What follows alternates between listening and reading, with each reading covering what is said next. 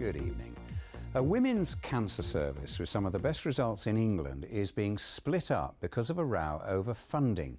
City Hospital, which ran the Birmingham Gynae Cancer Service, claims it was offered 40% less than needed to provide a quality service. A group of hospitals is set to take over, but there are fears it's the patients who'll suffer. Here's our health correspondent, Michaeli Paduano. Mary Moxley is desperately worried about the political and financial games that are being played with her life. She had a 13.5-hour operation 6 years ago for advanced ovarian cancer, which has prolonged it. But for months there has been uncertainty. The patients are pawns with no consultation. I just think the most important thing is for the service to remain together as a unit, and obviously funding be provided to ensure that people can have the sort of radical surgery and the ongoing treatment that they need. For ovarian cancer, the Birmingham Gynae Cancer Service, based at City Hospital, has had the best results in the country.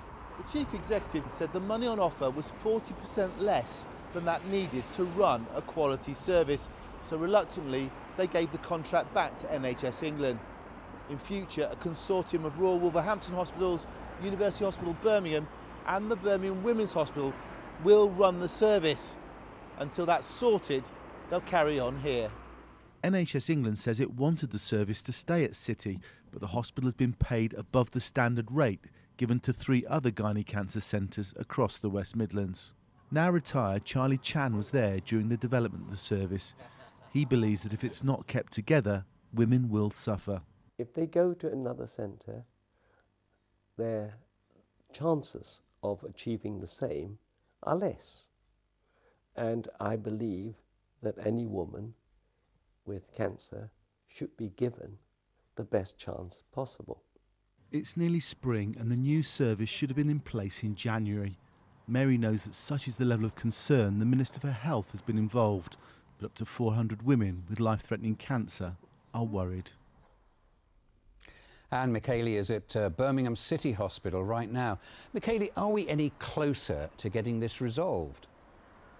Well, not really, Nick. I've got here a letter from the chief executive of a charity, Overcare for Ovarian Cancer, Victoria Clare. It was written only last week saying that they're still lobbying MPs and trying to find out what's wrong. They're actually saying that they understand people are worried, but until this is actually sorted out, the big concern is whether or not they manage to keep the whole service together or it actually gets split up. I mean, it really is terribly worrying for so many women. Some of them have severe cancer, don't they? They do. I mean, we've spoken to Mary Moxley today, who clearly is brave enough to come onto the programme, but there are other women that I've spoken to who are severely ill, who just didn't feel able to do so. And clearly stress is not good when you are severely ill with cancer. And is it right that there are issues to do with other cancers at City Hospital and Sandwell Hospital? Well, I understand there are concerns over a turf war, really, because all the cancer services are being moved from Birmingham to the Queen Elizabeth Hospital. Solid tumour chemotherapy is going, soon blood cancer chemotherapy is actually going, and some of the commissioners are worried that patients from some of our poorest areas are going to have to travel further to get their treatment. There's also the worries about the new hospital if it ever gets built, because this is money which won't be going to funding that hospital. Michaeli, thank you.